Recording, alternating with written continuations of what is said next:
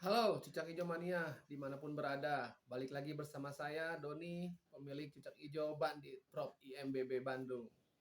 Oke, kali ini kita akan ngobrol-ngobrol santai lagi terkait dengan percucak ijoan. Jadi yang ingin saya bahas itu sekarang ini terkait dengan eh, pakem IO ataupun karakter cucak ijo di gantangan gitu ya. Pernah nggak sih teman-teman itu ngerasa gitu ya, duh burung gue udah nembak edan nih, tapi kok nggak bisa juara gitu atau nggak juara satu gitu, atau misalkan tuh kita tuh datang ke lapangan tuh sebenarnya udah tahu belum sih pakem IO itu di lapangan itu seperti apa. Jadi kita jangan ragu gitu untuk bertanya ke korlap ataupun juri ataupun ya maksudnya juri di IO tersebut gitu. Sebenarnya apa sih yang mereka sukai dan apa yang mereka cari gitu. Itu harus kita apa? Kita cari tahu gitu. Jangan sampai kita buta gitu dengan pakem CEO tersebut gitu. Walaupun standarnya kalau yang namanya IO itu sama gitu ya, cari burung eh, mewah gitu. Tapi mewah di sini itu yang seperti apa gitu. Dan kita juga sebagai sebagai peserta lomba gitu. Kita juga jangan fokus ke burung sendiri gitu, tapi kita harus eh, apa sambil melihat burung sendiri itu ya sambil juga lihat lawannya mana nih yang kira-kira materinya atau nampilnya di atas burung kita gitu. Jadi jangan merasa hebat sendirilah gitu maksudnya. Kita juga harus tahu nih materi seperti apa yang kira-kira juri suka gitu. Pada dasarnya kan kita tahu ya kalau misalkan cucak ijo yang bagus itu seperti apa gitu. Walaupun sebenarnya karakter tarung cucak ijo itu berbagai macam, banyak gitu. Eh, Nih, idaman para cucak ijo lovers itu pasti pengen punya burung cucak ijo hyper ngentrok, lagu panjang-panjang, materi besetan rapet gitu kan, eh, dengan volume yang kencang banget itu sudah perfect banget gitu ya. Mungkin kita bisa ngelihat videonya Godong gitu kan, itu kan, ataupun Nyuri Basakti gitu, itu kan burung-burung yang tipikal hyper gitu kan, kejut-kejut, materi besetan panjang-panjang gitu kan, dibawain enak gitu, tajam dan volume kencang gitu. Tapi ada juga eh, tipikal burung-burung yang semi hyper gitu, jadi tidak hyper banget gitu, cuman apa hanya ngejambul tapi materinya itu panjang-panjang gitu, dengan lagu-lagu sekali napas itu bisa 2 sampai 3 lagu, roll tembak yang panjang sekali. Mungkin teman-teman bisa lihat seperti eh, apa videonya Grojugan Sewu ketika main di Bali kan dia memecahkan rekor 36 detik gitu ya. Itu kan kita tahu sendiri itu posisinya nggak ngentrok gitu. Dia burung hanya jambul main santai, tapi dengan main seperti itu napasnya itu bisa panjang banget gitu. Nah itu eh, te- makanya settingan kita itu sangat berpengaruh gitu ya terhadap eh, permainan burung di atas gantangan gitu. Kita mau main seperti apa gitu, mau main hyper kah gitu ataukah semi hyper kah gitu. Jadi biasanya itu memang gitu ya, faktanya burung-burung yang main hyper itu biasanya cuma bagus di awal sampai tengah gitu, dan akan gembos di belakang gitu.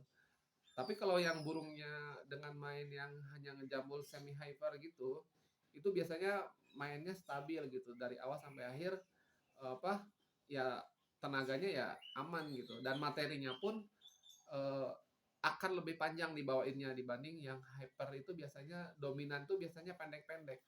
Nah, kembali lagi ke pakem IO yang akan kita datangin gitu. Memang di beberapa IO di yang kita khususnya cat hijau gitu kan banyak ya, ada independen, ada IO-IO besar gitu kan.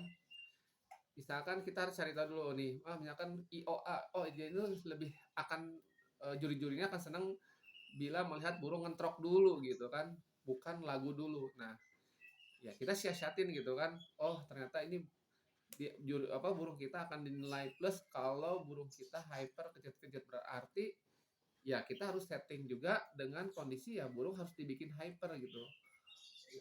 Dan jangan apa ya, kita juga jangan sampai bego-bego amat gitu ya bawa burung nggak hyper ke IO tersebut gitu. Ya udah pasti bakal, ya bukan, ya bisa bisa saja sih juara satu kalau hokinya lagi bagus. Maksudnya itu dengan hoki bagus itu kalau yang burung lainnya juga nggak ada yang hyper gitu, atau yang hypernya nggak keluar materi gitu. Yang namanya cat hijau sih ya ya semuanya bisa terjadi gitu kan. Jadi ya kita hanya harus bisa menyesuaikan pakem IO itu tersebut gitu.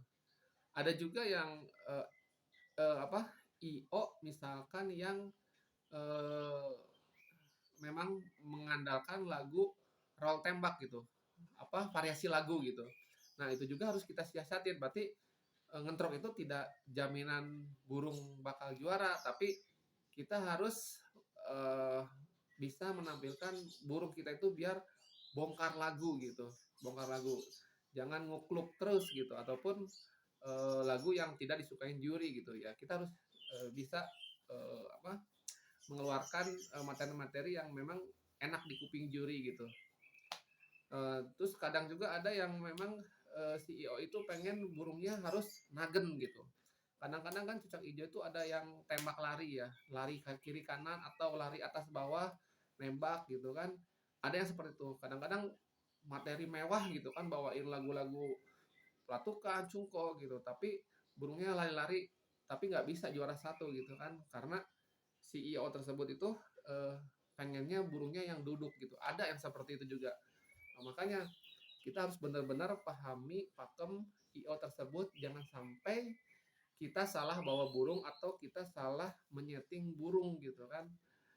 Kalau misalkan kita buta akan pakem IO tersebut, ya otomatis sebagus apapun burung kita, kalau ibaratnya bukan pakem di IO tersebut ya anjong gitu maksudnya. Bukan, maksudnya itu akan susah untuk juara satu. Mungkin kalau untuk juara tiga besar masih bisa gitu, atau nominasi gitu, tapi kalau untuk juara satu ya harus benar-benar ngikutin pakem IO tersebut gitu. Jadi eh, jadi settingan pun ya ngaruh gitu ke apa ke nampilnya burung gitu. Misalkan ya kalau misalkan burung kita mau hyper ya berarti selain dengan karakter burungnya yang bisa hyper gitu kan, karena ada beberapa burung yang nggak bisa hyper gitu.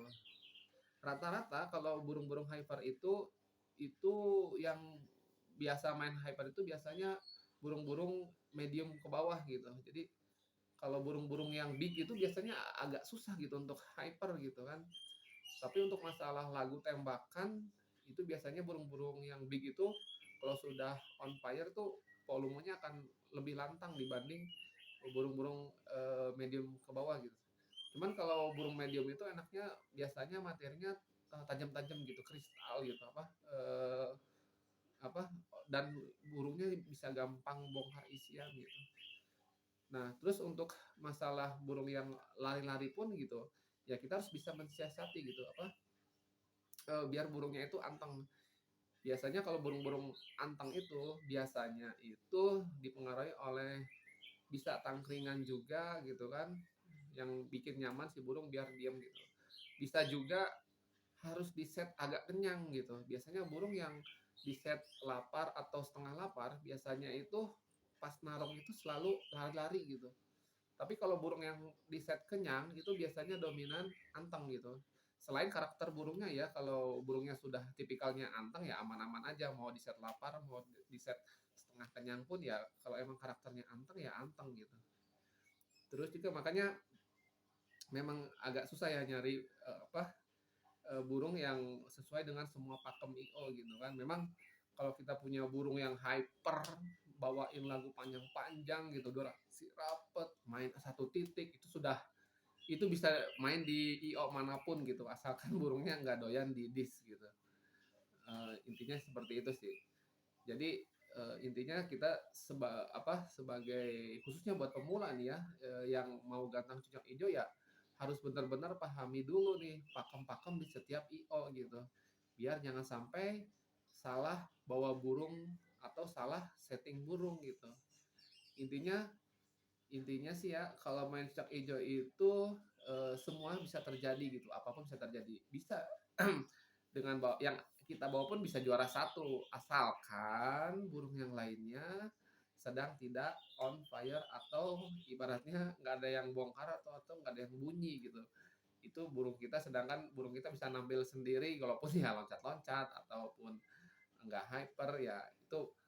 Itu sebenarnya main cucak hijau tuh ya intinya sih pertama baik lagi ke hoki ya teman-teman ya. Jadi apapun bisa terjadi. Jadi buat pemula ya jangan salah jangan sampai harus bisa atur strategi gitu ya. Jangan asal gantang aja. Jadi pahami dulu semua pakem IO, karakter burung kita gitu kan.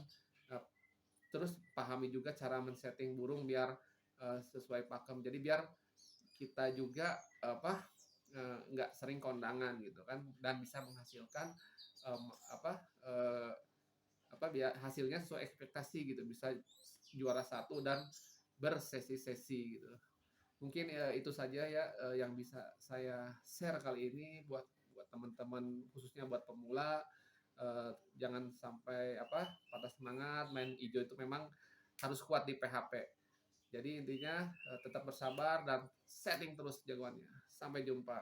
Bye bye.